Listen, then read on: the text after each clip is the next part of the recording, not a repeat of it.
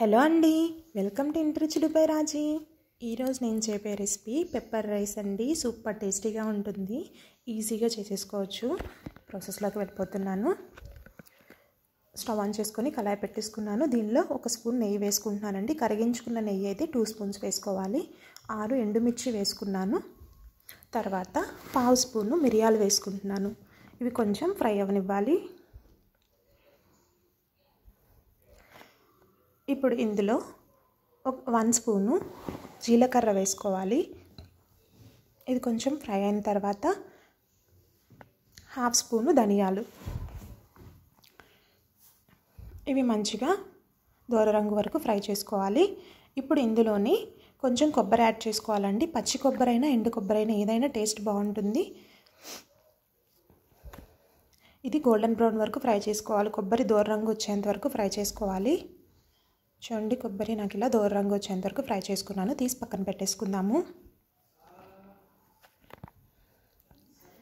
ఇప్పుడు ఇదే కళాయిలో నెయ్యి ఉంది కదండి, ఇందులో ఇంకొంచెం నెయ్యి యాడ్ చేసుకుంటున్నాను. ఈ రెసిపీ మొత్తం నెయ్యితోనే చేసుకుంటామండి. దీనివల్ల టేస్ట్ చాలా బాగా వస్తుంది.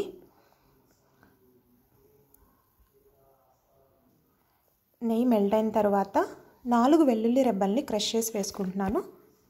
ఇవి ఫ్రై అవ్వాలి. దీని తర్వాత 1/2 కప్పు పల్లీలు, ఇంకా కొన్ని జీడిపప్పు, ఇది ఫ్రై చేసుకోవాలి. పల్లీలు జీడిపప్పు ఫ్రై చేసుకోవాలి. ఫ్రై అయిన తర్వాత ఇందులో కొంచెం కరివేపాకు, ఇంకా 1 పచ్చిమిర్చి చీలికల్ని వేసుకుంటున్నాను.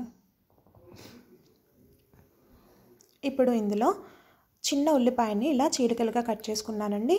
అవి వేసేసుకుంటున్నాను. ఉల్లిపాయ గోల్డెన్ బ్రౌన్ వరకు ఫ్రై అయిపోవాలి. చూడండి, ఇలా ఫ్రై అయింది. ఇందులో 1 టొమాటోని స్లైసెస్గా కట్ చేసి వేసుకుంటున్నాను. టొమాటో మొత్తం కుక్ అయిపోవాలి. మనం ముందుగా ఫ్రై చేసి పెట్టుకున్నాం కదండి, దినుసులన్నిటిని ఇలా పౌడర్ చేసేసుకోవాలి. మెత్తటి పౌడర్లా చేసుకోవాలి. టొమాటో చూడండి మొత్తం కుక్ అయిపోయింది. ఇప్పుడు ఇందులో ముందుగా ఉడికించి పెట్టుకున్న రైస్ వేసుకుంటున్నానండి. దీనిపైన రుచికి సరిపడా సాల్ట్ నేను 1 స్పూన్ యాడ్ చేసుకున్నాను. తర్వాత ముందుగా మనం పౌడర్ చేసి పెట్టుకున్నాం కదా, ఎండుమిర్చి కొబ్బరి దినుసుల పౌడర్ వేసేసుకుంటున్నాను. ఇది మొత్తం మిక్స్ చేసేసుకోవాలి రైస్కి పట్టేంత వరకు. చూడండి, ఇలా రైస్ పౌడరు ఇంకా మనం ఫ్రై చేసుకున్నవన్నీ మిక్స్ అయిపోవాలి ఇలా.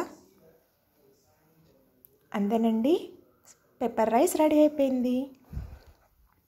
చూడండి, సింపుల్గా ఈజీగా చేసేసుకోవచ్చు, ఇంకా టేస్టీగా ఉంటుంది. పిల్లల కోసం చేసేటప్పుడు కొంచెం పెప్పర్ని తగ్గించుకొని వేసుకోండి, ఘాటు లేకుండా ఉంటుంది. లేదంటే యాస్టీజ్గా వేసుకుంటే చాలా టేస్టీగా ఉంటుంది.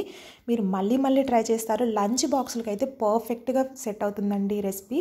మనం వేడివేడిగా తినడానికి కూడా బాగుంటుంది. మీకు కనుక నా వీడియో నచ్చినట్టయితే please like, share and subscribe my channel అండి. Thanks for watching.